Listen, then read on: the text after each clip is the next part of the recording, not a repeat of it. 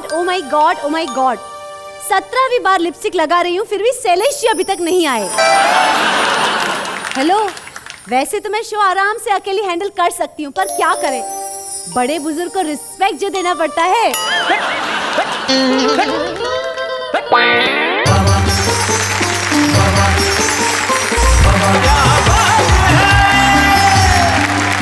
क्या है ये बड़े बुजुर्ग का रेस्पेक्ट मतलब खुद का रेस्पेक्ट आदमी नहीं करेगा? करना चाहिए तुम्हें अपना रेस्पेक्ट। नहीं नहीं नहीं नहीं क्या मतलब नहीं नहीं आदमी? अच्छा तुम अपना रेस्पेक्ट नहीं करना चाहते? हम नहीं करते, तुम भी नहीं करो, तुम तो करो कम से कम। अरे भाई मतलब यार। शैलेश जी 1 मिनट, आप इतने हाइपर क्यों है, इतना गुस्से में क्यों है आप? तुम्हारे साथ आदमी आगे का नॉर्मल रहेगा, पर उसके पहले यार ये बाहर ऐसे ऐसे लोग मिल जाते हैं, ऐसी की तैसी कर डालते हैं पूरे मूड की, पूरे दिन की। ओह गॉड, कौन ऐसा इंसान आपको मिल गया? क्या कौन मिला बताऊं तुम्हें? हाय, आपको कौन मिला? ये फालतू जोक मत मार, वैसे ही दिमाग बहुत खराब है। कौन मिला, एक मात्रा नहीं 2 मात्रा, कौन मिला कौन? ओहो, मिस्टर बच्चन मिले। हाय, अरे मिस्टर बच्चन से भी ऊपर की चीज। हाय, घायल टुकड़ा। हाँ घायल टुकड़ा, परेशान कर रखा है। शो में बुलाओ, शो में बुलाओ, बाबा शो में बुलाओ। कैसे बुलाओ यार? कैसे बुलाओ? हद करके मतलब घायल टुकड़ा कोई आदमी है? कोई आदमी है ये? ऐसी की तैसी काट डाल दिया है। वही तो क्या। वैसे क्या कह रहे थे घायल टुकड़ा जी? घायल टुकड़ा मतलब कह रहा था कि देखो शैलेश जी मुझे शो में बुला दो, नहीं तो अच्छा नहीं होगा। मतलब कि मैं शो में आना चाहता हूँ, मैं बहुत शायरी कर रहा हूँ आजकल, सुबह शाम दोपहर, और शायरी नहीं करता तो शायरी की ऐसी तैसी जरूर करता हूँ। तो फाइनली आप घायल टुकड़ा बन ही चुके हैं। बन चुके मतलब है ही हम तो घायल टुकड़ा। तो फिर शैलेश जी तो मेरे लिए अच्छा कहते नहीं है, आप ही कुछ मेरे लिए अच्छा कह दीजिए। ऐसा होगा मतलब कि साथ में चली आएगी घर पे? अయ్यो, मजाक नहीं कर रहा हूँ कि तू घर के लिए नहीं, मैं घर के लिए नहीं, बाहर के लिए ठीक है, मतलब घूमने फिरने। हाँ हाँ, बाहर के लिए ठीक है, शॉपिंग भी। क्या तू घर के लिए नहीं, बाहर के लिए ठीक है, तेरी उम्र के हिसाब से तू मेरे फादर के लिए ठीक है।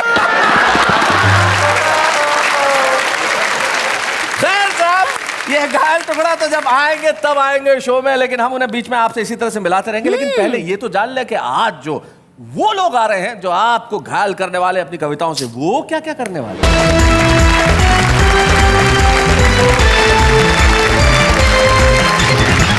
स्वागत है आपका उस शो में जिस शो ने हिंदुस्तान के कविता के इतिहास के अंदर तहलका मचा दिया। 100 से ज्यादा एपिसोड कर चुके हैं हम। वाह क्या बात है कि आज हमारी इस महफिल में उठेंगे ठाके, बजेंगी तालियां, सुनाई जाएगी कविता, आपके घरों में बहेगी हंसी की नदी जिसमें तैर के आप बाहर निकलेंगे, और जब बाहर निकलेंगे तो होंगे खुश, चेहरों पे होगी मुस्कुराहट, और घर का हर सदस्य मिलकर यही कहेगा वाह वाह क्या बात है। आज का जो एपिसोड है, जो चारों लोग हैं आज हमारे बुजुर्ग स्पेशल में जो बैठे हैं, तो तुम इनसे कनेक्ट करो। ओह हाउ स्वीट, मतलब माय प्रोग्रेस। नॉट प्रोग्रेस, आपके साथ के लोग, आपकी जिसको हम हरियाणा में कहते हैं जोट के लोग हैं, जो चारों ये बैठे हुए हैं। आज इस बुजुर्ग स्पेशल में आप चारों का स्वागत है। अनिता जी आप इस पे आपत्ति उठा रही है, जरा माइक उठाइए। हाँ हाँ, 2 पंक्तियां आपके लिए। स्वागत। के इंसान है आप अपना पराया न देखिए, हाँ। जब प्यार बांटना है तो चेहरा न देखिए। उसके लिए मैं आपको सिर्फ 2 पंक्तियां कहना चाहता हूं कि जिंदगी के अंदर जरूरी नहीं है कि हर आदमी नायक ही हो। जिंदगी में क्या बात है? जरूरी नहीं है कि हर आदमी नायक ही हो, और चेहरा देखा भी जा सकता है अगर देखने लायक भी हो। चलिए माफ कीजिएगा, चेहरों की हम बात नहीं करते, हम उम्र की बात करते हैं। आज बुजुर्ग स्पेशल जो है आदमी की उम्र के लिए हमारे कवि मित्र श्याम ज्वालामुखी वो एक बहुत बढ़िया बात कहते थे। वो कहते थे कि नोट की वैल्यू देखी जाती है, प्रिंटिंग डेट कौन देखता है। तो जीवन में वैल्यू जो है वो हमेशा बनी रहनी चाहिए, और हमारे बड़े वैल्यूबल कवि हमारे बीच में है जो चारों हमारे साथ बैठे हैं। मुजावर मालेगावी, अनिता सोनी, आशकर नटले, सुरेश अवस्थी। एक बार इनके लिए जोरदार तालियां, और हम कहते हैं वाह वाह क्या बात है। स्वागत है आपका।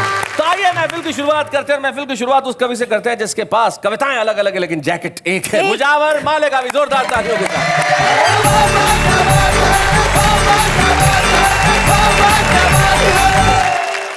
शैलेश जी जी वाह वाह क्या बात के लिए कल निकला घर से, जी तो एक पत्नी अपने पति को बहुत बुरी तरह पीट रही थी। सीधा कहो ना, अपनी कहानी सुना रहे हो। हाँ सर, मैं अपनी बात सुनाता हूँ। मैं मतलब किसी और की पत्नी किसी को पीट रही थी और आपको अपना जमाना याद आ गया। जी सर। किस तरह से? जो मेरे साथ हुआ मैं बिल्कुल सच सच पेश करता हूँ, सुनाइए। सुनिएगा। कल रात मेरी अच्छा। पत्नी ने मुझको, कल रात मेरी पत्नी ने मुझको दौड़ा दौड़ा के मारी फुकनी फुकनी फुकनी, फुकनी फुकनी फुकनी। फुकनी इतनी पड़ी बरसों बाद मुझको, इतनी पड़ी बरसों बाद मुझको, मिट गई मेरी सारी खुजली खुजली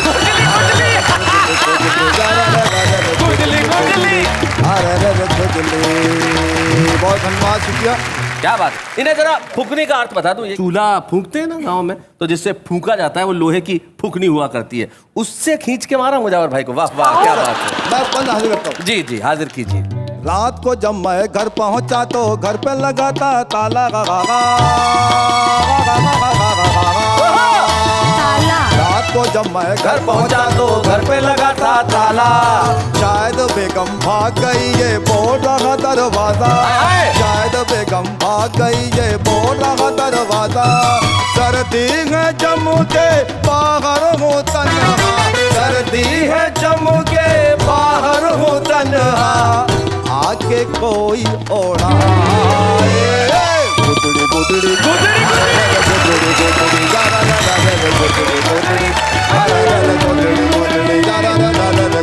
गुदड़ी अरे गुदड़ी।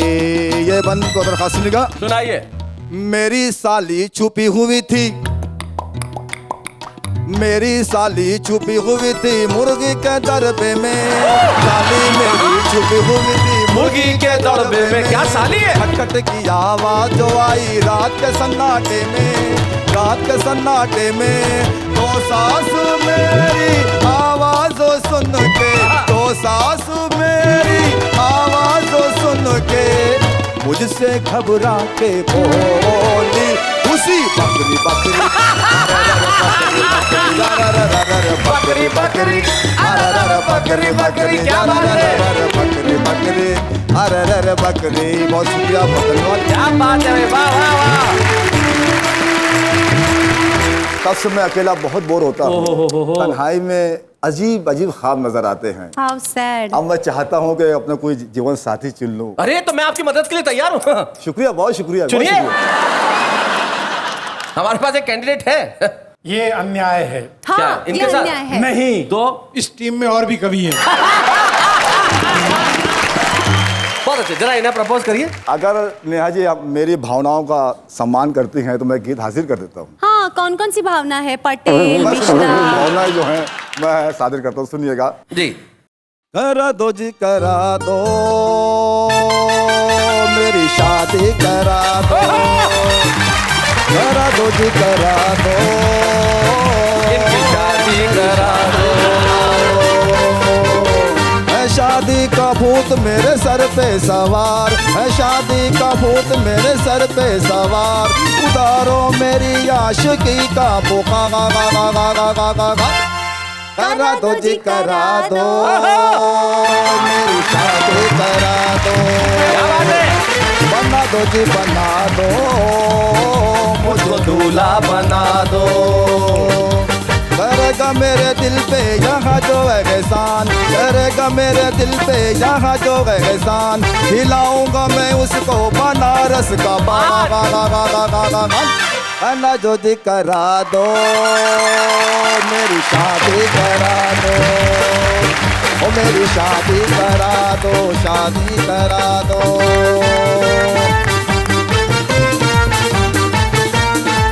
क्या बात है। प्रेम नगर का हूँ आशिक पुराना, प्रेम नगर का हूँ आशिक पुराना, एक पत्नी का दिल है दीवाना, 60 बरस का हूँ अब तक कुंवारा, 60 बरस का हूँ अब तक कुंवारा, ढूंढता हूँ बाहों का सहारा, ढूंढता हूँ बाहों का सहारा, सोनी पड़ी है दिल की अटरिया एक जमाने से, बजा दो जी बजा दो, मेरी पुंगी बजा दो, बजा दो शहनाई बजा दो, मेरी पुंगी बजा दो, ये बंद पता लगा, सुनिएगा चलिए सुनिएगा। जी जो भी हसीना मेरे पास आए, अच्छा। पहले वो खट्टी कविता सुनाए। जैसे ही दिल उसको आई लव यू बोले, जैसे ही दिल उसको आई लव यू बोले, मार के ठुमका मुझे भाग जाए।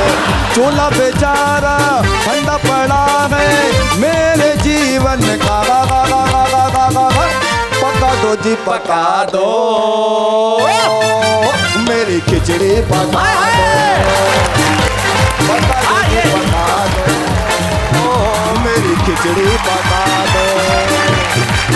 मेरे हाथों के साथ खिलाऊंगा मैं उसको बनारस का पागा, करा दो जी बना दो, मुझको दूल्हा बना दो, दूल्हा बना दो, गला दो जी करा दो, इसकी शादी करा दो, शादी करा दो। क्या बात है। अंतिम बंद जी देखिएगा डॉक्टर साहब। जो भी मेरा जीवन साथी बनेगा, जो भी मेरा जीवन साथी बनेगा, जो मेरे बालों में कंघी करेगा, क्या सपना है। हर रोज उसकी मैं सेवा करूंगा, हाँ जी। खाना पकाऊंगा पानी भरूंगा, खाना पकाऊंगा पानी भरूंगा। वाह। माना कि मैंने हरी बहुत है मेरे जीवन का, उठा दो जी उठा दो, मेरा डोला उठा दो, उठा दो जी उठा दो, मेरा डोला उठा दो। करेगा मेरे दिल पे यहाँ जो एहसान, करेगा मेरे दिल पे यहाँ जो एहसान, खिलाऊंगा मैं उसको बनारस का पागा, करा दो जी करा दो शैलेश जी, इसकी शादी करा दो।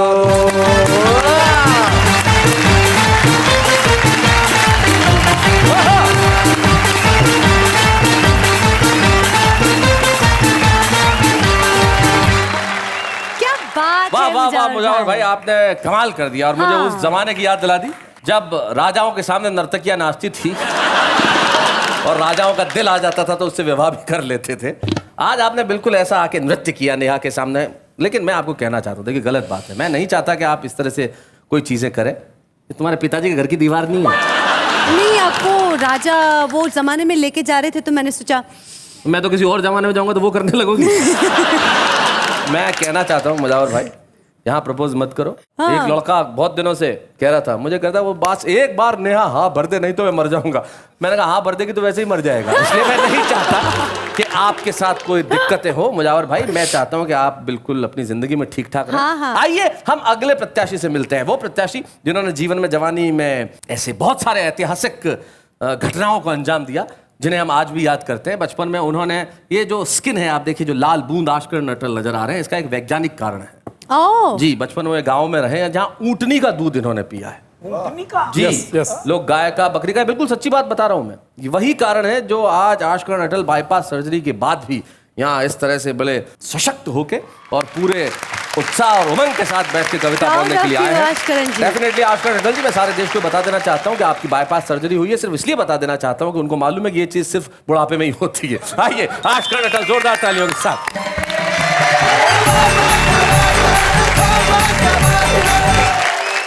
काव्य पाठ शुरू करने से पहले एक टिप्पणी मैं करना चाहता हूँ।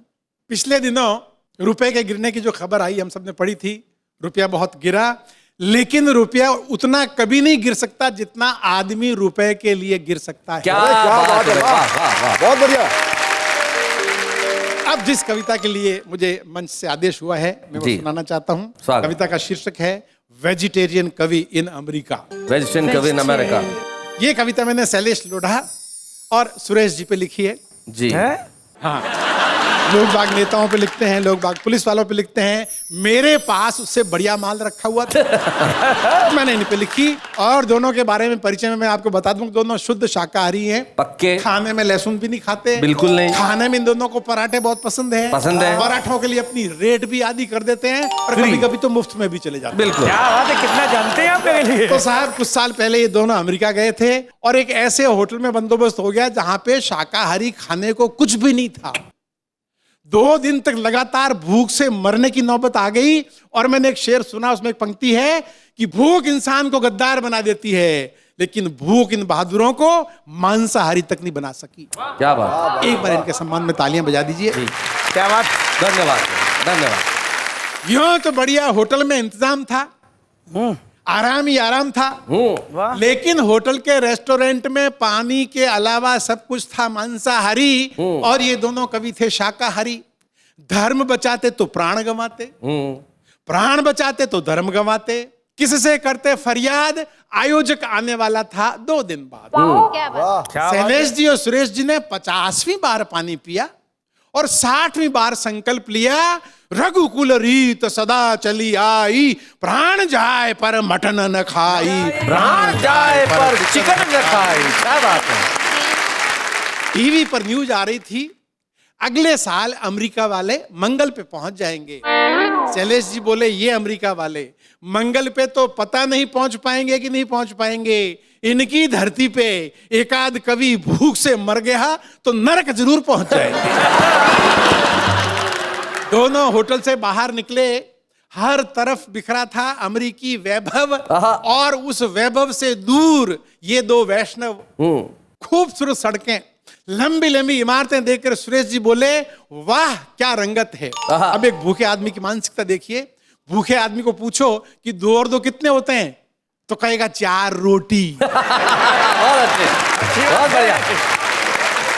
खूबसूरत सड़कें, लंबी लंबी इमारतें देखकर सुरेश जी बोले, वाह क्या रंगत है, 2 प्लेट समोसे मिल जाते तो हूबहू जन्नत है। क्या बात है। शैलेश जी बोले, मुझको मालूम है जन्नत की हकीकत, लेकिन खाना खाए बिन वैसे ही बुरी हालत थी। इस बुरी हालत में समोसे याद दिलाने की क्या जरूरत थी। बहुत अच्छे। आज साहब सिचुएशन बदलती है। तभी एक साहित्य प्रेमी टकराया, सुन के इनका धर्म संकट अपने घर ले आया और ढेर सारा दलिया फ्रिज से निकाल कर इनके सामने धर दिया। बोला, हाल फिलहाल तो यही तैयार है, अगर आपको स्वीकार है। दोनों बोले, स्वीकार है स्वीकार है। अरे दलिया तो अमृत है, अच्छा, ऋषियों का आहार है। क्या बात है। साहित्य प्रेमी बोला, ये दलिया बना था मेरे अंकल के लिए, वे भी ऋषि ही थे समझिए। डिनर में हमेशा दलिया खाते थे, हफ्ते भर का एक साथ बनवा के फ्रिज में रख जाते थे। अभी एक दिन ही खाया था कि दुनिया से मुंह मोड़ गए, हमारे लिए दुख और आपके लिए दलिया छोड़ गए। हमारे लिए दुख और आपके लिए दलिया छोड़ आपके लिए गए। दलिया अच्छा, छोड़ इनके गए। लिए बना था। सुरेश जी बोले, ये हुआ ना ऋषियों वाला काम, उनकी आत्मा को शांति दे श्री राम। साहित्य प्रेमी बोले, दाने दाने पे लिखा है खाने वाले का नाम, जितने दानों पे उनका नाम था उतना ही उन्होंने खाया। शैलेश जी बोले, उनकी शराफत देखिए, हमारे नाम वाले दानों को हाथ भी नहीं लगाया। बहुत अच्छे अटल जी। अब दोनों दलिये पर टूट पड़े, ठूस ठूस के खाया और हर कौर के साथ साहित्य प्रेमी का आभार जताया। आप महान हैं, देवता समान हैं, आपने दलिया नहीं खिलाया है, वैष्णव धर्म बचाया। क्या बात है। आपके जैसा साहित्य प्रेमी ढूंढे से नहीं मिलेगा, हिंदी साहित्य आपका सदा ऋणी रहेगा। अब देखिए फिर सिचुएशन बदलती है जी। अब इसे इनका नसीब माने या ऊपर वाले का मजाक जाने, इधर ये बासी दलिये से पेट भर रहे थे, उधर गरम पराठों का निमंत्रण लिए आयोजक के एक रिश्तेदार होटल में इनका इंतजार कर रहे थे। अच्छा। ये लौट के आए तो पता चला वे अभी अभी घर गए हैं। इनके लिए पता और ये मैसेज छोड़कर गए हैं कि 1 घंटे तक इंतजार करूंगा, फिर नहीं मिल सकूंगा, आ जाइए खाना तैयार है, आलू के पराठे, मटर पनीर और साथ में अचार है। अब दोनों ठगे ठगे एक दूसरे का मुंह देखने लगे। सामने गरम पराठों का निमंत्रण धरा था, पर खाते कैसे, गले तक तो दलिया भरा था। बहुत अच्छे अटल जी, क्या बात है। और साहब आदमी की फितरत देखिए कि आदमी कितना एहसान फरामोश हो सकता है। देखिए सुरेश जी, आदमी की फितरत देखिए, आदमी की फितरत देखिए कि जो दलिया कुछ देर पहले हाँ। अमृत समान था, अब वो अमृत समान न रहा। जो साहित्य प्रेमी कुछ देर पहले महान था, अब वो महान न रहा। अब वो महान न रहा। शैलेश जी ने श्राप देते हुए कहा, तेरा सत्यानाश हो। साहित्य की धुन, उल्लू की घोड़ी, पेट में एक पराठे की जगह नहीं छोड़ी। सुरेश जी बोले, यहाँ अमेरिका आकर भी दलिया ही खाते हो। इस जिंदगी का एक दिन का भरोसा नहीं, फिर 7 दिन का दलिया एक साथ क्यों बनाते हो। बहुत बढ़िया। दाने दाने पे लिखा है खाने वाले का नाम। पूरे अमेरिका में उस बासी दलिये पर हम दोनों का लिखा था ना। कर गए ना दुश्मनों वाला काम। इनके चेहरों पे उभर आया दर्द देखकर होटल का मैनेजर बोला, can I help you sir. Shailesh ji बोले, चिढ़ते चिढ़ते, तुम तो क्या, तुम्हारे राष्ट्रपति भी इसमें हेल्प नहीं कर सकते। बहुत अच्छे। मैनेजर की कल्पना से परे था इनका दुख, इनका अवसाद। विदेशी क्या जाने भारतीय भोजन का स्वाद। पंजाब के समोसे, दक्षिण के डोसे, कोलकाता के रसगुल्ले, क्या बात। दिल्ली की चाट और दही भल्ले, मारवाड़ की दाल बाटी, मुंबई की पाव भाजी, हर पकवान का स्वाद निराला, जिसके सामने ये बर्गर वर्गर टिकता कहाँ है साला। क्या बात है भाई, वाह वाह वाह। उसी स्वाद के कारण हम चांद पर गए नहीं। क्या बात है भाई, बहुत बढ़िया लाइन है, वाह वाह वाह। उसी स्वाद के कारण हम घर से निकले नहीं। उसी स्वाद के कारण कितने मुल्कों ने हम पर हमले किए, पर हमने किसी मुल्क पर हमले किए नहीं। बस स्वादिष्ट और मसालेदार खाना खा लिया तो ऐसा लगा जैसे तीनों लोक का राज पा लिया। क्या बात है भाई, वाह वाह वाह वाह वाह वाह। बहुत बहुत धन्यवाद।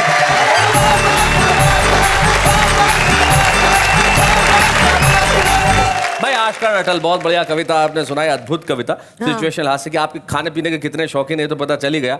आशकर्ण अटल एक बार सुरेश अवस्थी के घर खाना खाने गए थे, मुझे अच्छी तरह से याद है। और सुरेश जी की पत्नी इन्हें खाना खिला रही थी। बोले अटल जी रसगुल्ला लीजिए, रसगुल्ला लीजिए। अरे नहीं भाभी जी, मैं ऑलरेडी 4 खा चुका हूँ। अरे बोले नहीं खाए तो आपने 9 है, गिन कौन रहा है। और आइए मुजावर मालेगावी और आशकर्ण अटल के बाद अब उम्र के इस दौर में सुनते हैं अनीता सोनी को जोरदार तालियों के साथ।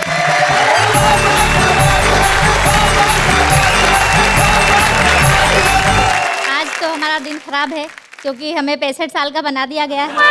ये खराब थोड़ी ना कहते हैं, it's an inspiration to be more beautiful. कहना चाहूंगी कि करीब आ प्यार का इजहार कर दे, हाँ। मुझे छू ले, मुझे गुलजार कर दे, चमकती है मेरे बालों में चांदी, बहुत मुमकिन है वो इनकार कर दे। इसलिए थोड़ा सा तकलीफ होती है। अरे इसमें ऐसा नहीं होता, चमकती है मेरे सर पे चांदी, मुमकिन है वो इनकार कर ले। अरे प्यार बताओ, ये चांदी किसी मारवाड़ी को हो सकता है व्यापार कर ले। क्या बात है, ये होता है नेहा प्यार। जी, हाँ। ऐसे लोगों की वजह से ही मैंने इंसानों से मोहब्बत करना बंद कर दिया आजकल है। जानवरों से कर रही है। और मैंने एक तोता पाल लिया है जिससे मैं बहुत मोहब्बत करती हूँ। उसे मेरी न उम्र से मतलब है, न सफेद बालों से मतलब है, उसे सिर्फ मेरी मोहब्बत से मतलब है। क्या बात और वो भी मुझसे बहुत प्यार करता है। वाह। एक दिन उसने क्या कहा मैंने इस गीत में लिख लिया है, पढ़ती हूँ। सुनाइए।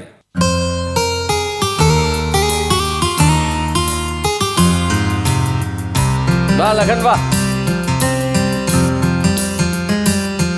एक दिन हंस कर बोला मुझसे मेरा तोता। अच्छा। एक दिन हंस कर बोला मुझसे मेरा तोता, तुम मैना अगर होती कितना अच्छा होता। तुम मैना अगर होती? मैना अगर होती कितना अच्छा होता।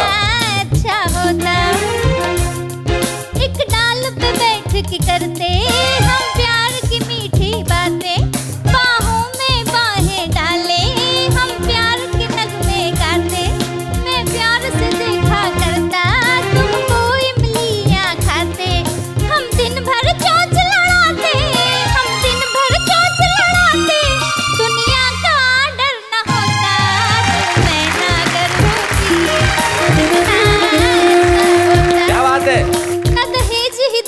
पड़ता, तेरा बाप मजे से उड़ता, और देख के अपनी मोहब्बत वो बगल का कौवा सड़ता। क्या बात? ना लाज शर्म का लफड़ा, ना पजामा पहनना पड़ता, बिन बेडरूम हर डाले पर, बिन बेडरूम हर डाले पर हनीमून हमारा होता।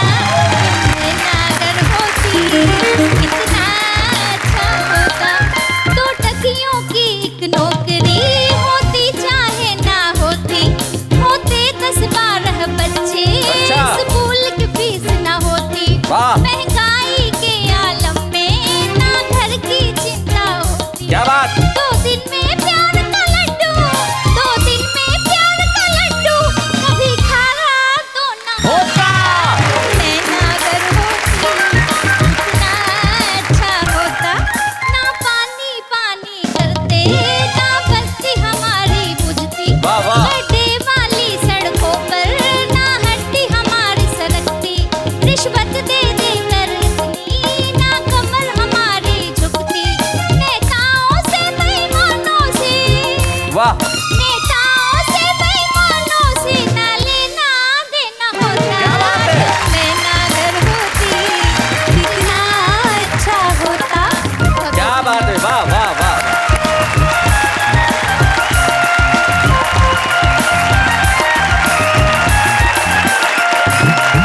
अनिता सोनी एक तोते से प्रेम करती है जो कहते हैं कि भाई तू भी मैना हो जाती, जिंदगी में तो कितना अच्छा होता, ना रिश्वत दे के कमर झुकती, ना पानी की चिंता होती, ना बिजली की चिंता होती। लेकिन यकीन मानिए इंसान ने जानवरों को भी उतना ही करप्ट कर दिया है। अब आप कहें तोता, तो तोता मैना में वैसे बात नहीं रही। जैसे सुरेश अवस्थी जी ने एक बार एक तोती पाली, तो सुरेश अवस्थी जी को 4 दिन के लिए बाहर जाना था, तो बोले क्या करूं यार, 4 दिन बाहर जाऊं तो ये तोती को कहाँ छोड़ूं, इसे दाना पानी कौन देगा। तो अटल जी ने कहा मेरे घर पे छोड़ दो, मेरे घर में 2 तोते हैं, मैं उन्हें दाना पानी देता हूँ, तुम्हारे तोती को भी दे दूंगा। सुरेश जी बेचारे थोड़े से गंभीर आदमी है, बोले नहीं नहीं यार, 2 तोतों के बीच में मेरी तोती छोड़ नहीं सकता।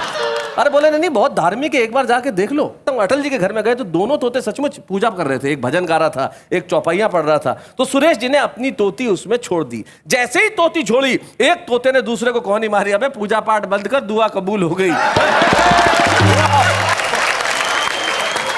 तो मित्रों, हम चाहते हैं कि सभी की पूजाएं सफल हो, सभी की दुआएं कबूल हो, सबकी भगवान सुने और सबके पूरे हो काम। लेकिन इस वक्त एक अल्पविराम।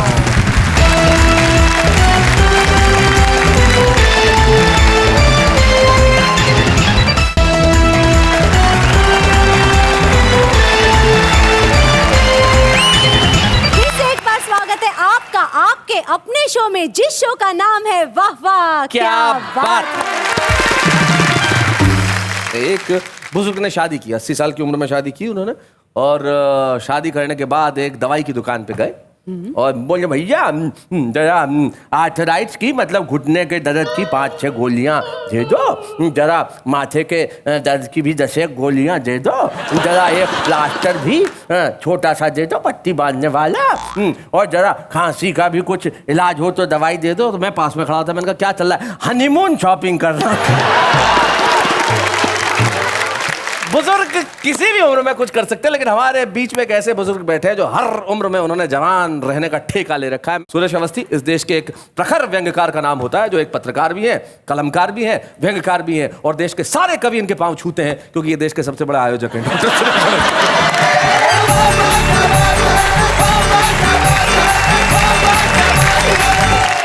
मैं आपको बधाई देता हूँ, आजकल आप तोते से काम चला रहे हैं। लेकिन सच ये है कि ना इनके पास तोता है ना मेरे पास तोती है। दोनों वाह वाह क्या बात में आ गए, आजकल दोनों एंकरिंग कर रहे हैं। शैलेश भाई, एक काम आपको वाह वाह क्या बात में और करना चाहिए जी। मुजावर मालेगांवी जी का एक अंतरराष्ट्रीय सम्मान होना चाहिए, और इसलिए होना चाहिए क्योंकि कल माल पर ही आज गाना गा रहे हैं, ऊपर से नाच रहे हैं। हमारे आपके घर में इतनी बार सांस्कृतिक कार्यक्रम हुआ, एक दूसरे को बताने के अलावा कभी किसी को बताया? आपने मुझे हमेशा बताया जब जब आपको पड़ी। आपने मुझे बताया। ये हिम्मत का काम है जो आज मुजावर जी ने किया है। बिल्कुल बिल्कुल। और इसके ऊपर दूसरी शादी की तैयारी। ये पत्नी से परेशान तो वो तोते से परेशान, लेकिन अपनी परेशानी तो बच्चों की है। जी।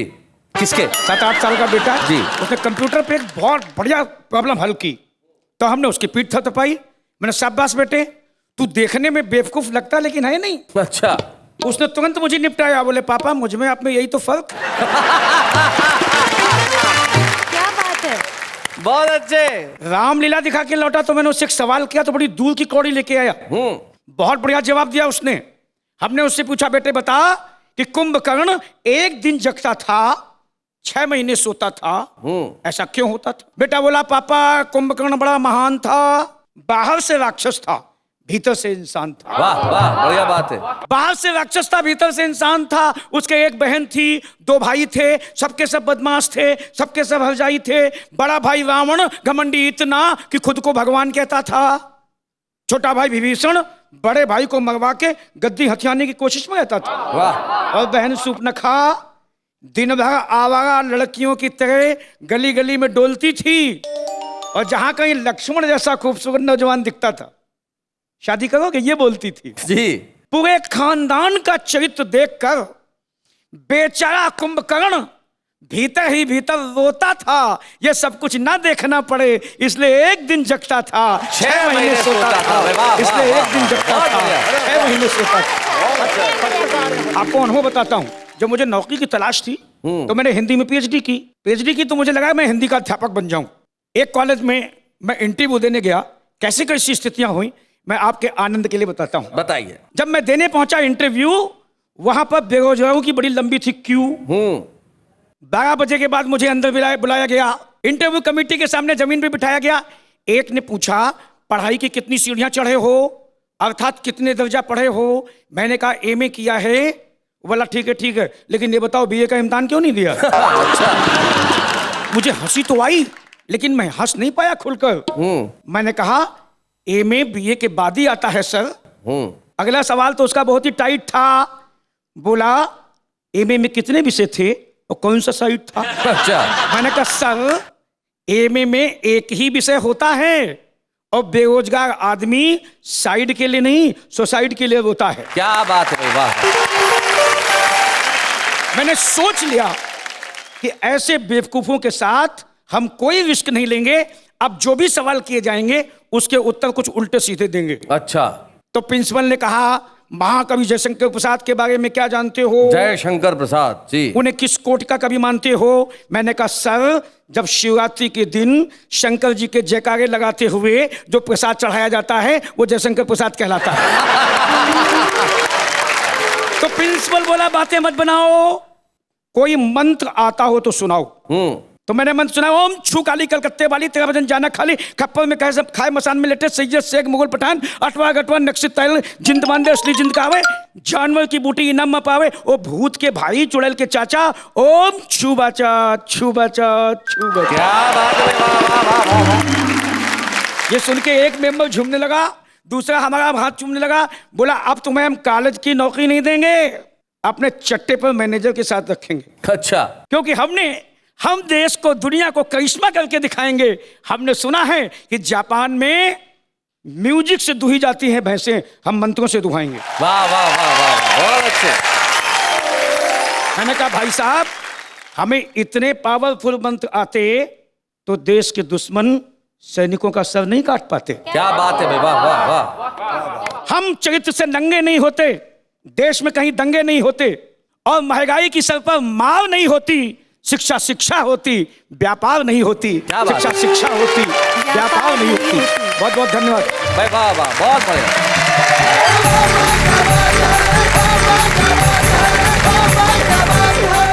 बहुत बढ़िया डॉक्टर सुरेश अवस्थी, आपने एक अद्भुत कविता पढ़ी थी। इस कविता के लिए बहुत बहुत बधाई।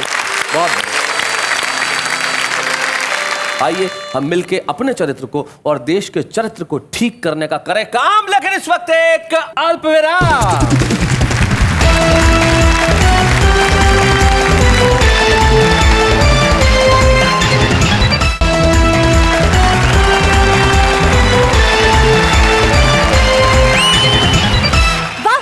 क्या बात है, वाह वाह क्या बात है, वाह वाह क्या बात है, वाह वाह क्या बात है। लगातार बिना फंबल के 4 बार बोला वाह वाह क्या बात है, बहुत बढ़िया, बहुत अच्छा। हम जो हमारा सेगमेंट छुपे रुस्तम का करते हैं उसमें यही कोशिश करते हैं कि हम ऐसे मासूम कवियों को ढूंढ के लेके आए जो अलग अलग शहरों के अलग अलग गांवों के अलग अलग कोनों में बैठे हैं, कविताएं लिखते हैं और अभी तक दुनिया की निगाहों के सामने नहीं आ पाए हैं। आज एक ऐसी ही छुपी रुस्तम हमारे बीच में है, जो नागपुर से आई है और पेशे से एक गायनेकोलॉजिस्ट हैं, एक पढ़ी लिखी स्त्री रोग विशेषज्ञ हैं। क्या वो एक बात डॉक्टर है लेकिन हिंदी में कविताएं करती हैं और उनकी कविताओं की मासूमियत हम आपके समक्ष पेश करते हैं। आज की छुपी रुस्तम नागपुर की डॉक्टर सुष्मीत।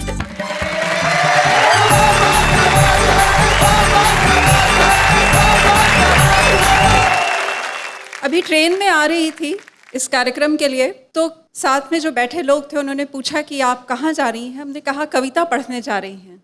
तो कहने लगे कि आप तो डॉक्टर हैं। हमने कहा हाँ। तब एक महिला बड़ी सहानुभूति जताते हुए बोली, अरे अरे बेचारी की प्रैक्टिस भी नहीं चलती। बहुत अच्छे। हमारे एक मित्र डॉक्टर थे, उनका क्लिनिक चलता ही नहीं था। पूछिए सुरेश अवस्थी जी क्यों नहीं चलता था? क्यों नहीं चलता था? क्लिनिक था 2nd फ्लोर पे और उन्होंने नीचे नाम लिखा हुआ था डॉक्टर श्याम, ऊपर जाने का रास्ता।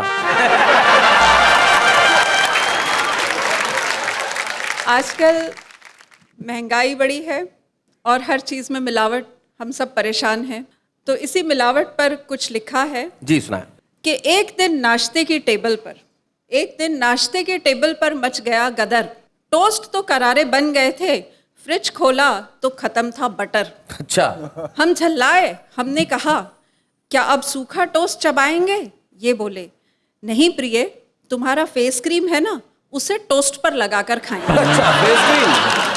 हम घबराए, तुम्हारी अकल क्या घास चरने निकली है? हाँ। ये बोले पगली, तुम्हारे फेस क्रीम में ही तो केसर, बादाम और मलाई असली है। बहुत अच्छे, बहुत बढ़िया। देखती नहीं हर चीज में कितनी मिलावट है, फलों पर सजी कितने केमिकल्स की सजावट है। वाह। केले और आम कच्चे ही कार्बाइड में पक रहे हैं, लौकी के बच्चे को रातों रात बढ़ने के इंजेक्शन लग रहे हैं। क्या बात है, वाह। एप्पल पर मोम लगाकर उसे महीनों चमका रहे हैं और हम अनजान भोले फलों के नाम पर जहर खा रहे हैं। क्या बात है, वाह वाह, बहुत अच्छे। बैड। जाने मन, असली स्ट्रॉबेरी तो तुम्हारे फेस वॉश में है, हैंड पिक टमाटर तो अब टमाटो सॉस में है। वाह। इस देश में बादाम सर लगाने के तेल में है, मगर ब्राइट साइड तो देखो, हमारे कुछ नेता इस वक्त जेल में हैं। अच्छा। पीने को ना मिले शरबत में, नींबू बर्तन धोने के बार में सजा है। हाँ। और शक्कर के गाढ़े घोल में ही अब असली शहद का मजा है। वाह। प्राण प्रिय, भ्रष्टाचार और मिलावट किसी फेयरनेस क्रीम की तरह लोकप्रिय है। आज के युग में हमारे नैतिक मूल्य बेहद हास्यपद और निष्क्रिय हैं। क्या बात है, वाह वाह, क्या बात है। कहाँ शुद्धता ढूंढ रही हो दूध दही पनीर में, माँ के हाथों का स्वाद तो अब हो गया है सील पैकेटों की खीर में। क्या बात है, बहुत अच्छे। बस याद करो तुम जो कह गए थे रामचंद्र कभी सिया से, शुद्ध प्रेम मिलेगा तुम परेशान मत होना तुम्हें इसी पिया से। वाह वाह वाह वाह, बहुत अच्छा। क्या बात है भाई डॉक्टर सुष्मित, आपने बहुत बहुत मासूमियत से जैसा एक डॉक्टर सोचता है वैसा कहा और जैसा एक गृहिणी सोचती है वैसा कहा। हम आपको एक छुपे रुस्तम की ट्रॉफी इसलिए देना चाहते हैं कि बहुत अच्छा किया आपने कि आपने मिलावट पे कविता लिखी, कविता में मिलावट नहीं की। क्या और हम बात है? चाहते हैं कि ये कविता में मिलावट न हो, कविता की मासूमियत हमेशा बनी रहे। इसलिए आइए आज के इस मंच पे हम छुपे रुस्तम की ट्रॉफी देते हैं डॉक्टर सुष्मित। या बूढ़े हैं, नर है या नारी है, हंसी देने वालों के सब ही आभारी है, कविता सुनाने वाले अब सबके साथ है। तो भैया देखा आपने हमारे देश का आम नागरिक जो जैसा चाहता है वैसा लिखता है, जैसा देखता है। मैंने देखा एक आदमी को ट्रक के पीछे शानदार एक ड्राइवर ने शेर लिखा और लिख के छोड़ दिया। दुनिया वालों पढ़ो क्या लिखा हुआ था शानदार। बोले ट्रक मेरी है आपकी नहीं है, ट्रक मेरी है आपकी नहीं है, जब चाहूंगा साइड दूंगा, सड़क आपके बाप की नहीं है। लेकिन इस वक्त हम साइड ले रहे हैं लौट के आने के लिए आपके पास। आप जानते हैं हम आपके पास लौट के आएंगे तो सारे मोहल्ला मिलके एक ही बात कहेगा, वाह वाह क्या बात है, वाह वाह क्या बात है, वाह वाह